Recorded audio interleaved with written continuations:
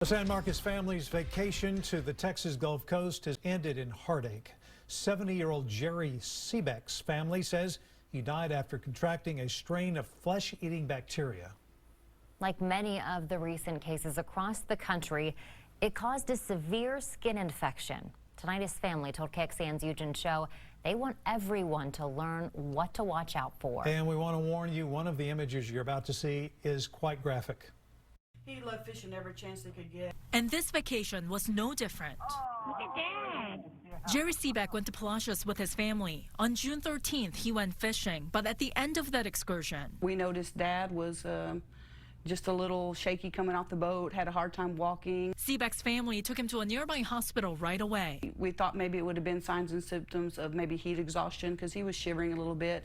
He felt warm, but he was shivering. But several hours later, there was big, huge blisters forming. this is a picture they shared with us of Jerry's arm. The family ended up moving him to a hospital in Victoria. That's where they learned about Vibrio vulnificus, a type of bacteria that can be deadly. They believe Jerry got infected through a cut on his arm or hand while fishing. This is learning for me after the fact, unfortunately. Kim says they wish they knew about the early symptoms, the ones that Jerry showed even before the blisters formed. Started with the chills, the shivering, the maybe confusion. The Centers for Disease Control says early detection is key to survival for Kim and her siblings. That could have meant a little more time they could have spent with their dad. He taught us everything we know. He inspired us. He encouraged us.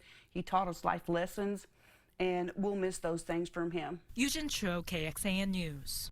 The Seebeck family says Jerry was an active member of his church and other volunteer organizations in San Marcos.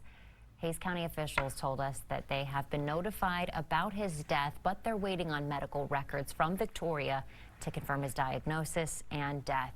A 79-year-old man from Aransas County is out of the hospital after he contracted Vibrio more than a week ago. Daniel Jones was fishing with his son-in-law at the time and apparently had a cut on his hand. He noticed his hand was kind of starting to hurt. So he went to bed, about 2 o'clock in the morning, it woke him up throbbing. And his hand had swollen like twice the size. He's already had 3 surgeries and he'll need plastic surgery on his hand. The Galveston County Health Department points out this bacteria is rare. Doctors reported more than 10 million people visited Texas beaches in 2015. Less than 0.000035% acquired the bacteria. 100 times as many people were killed in car crashes during that same year. Even in healthy adults, Vibrio can cause vomiting, diarrhea, and abdominal pain. If you already have an underlying issue, it can be fatal. Eating raw or undercooked seafood can lead to an infection from this type of bacteria. Same with swimming in contaminated waters with a cut. And climate change could be making cases more common. That's because this type of bacteria thrives in warmer waters.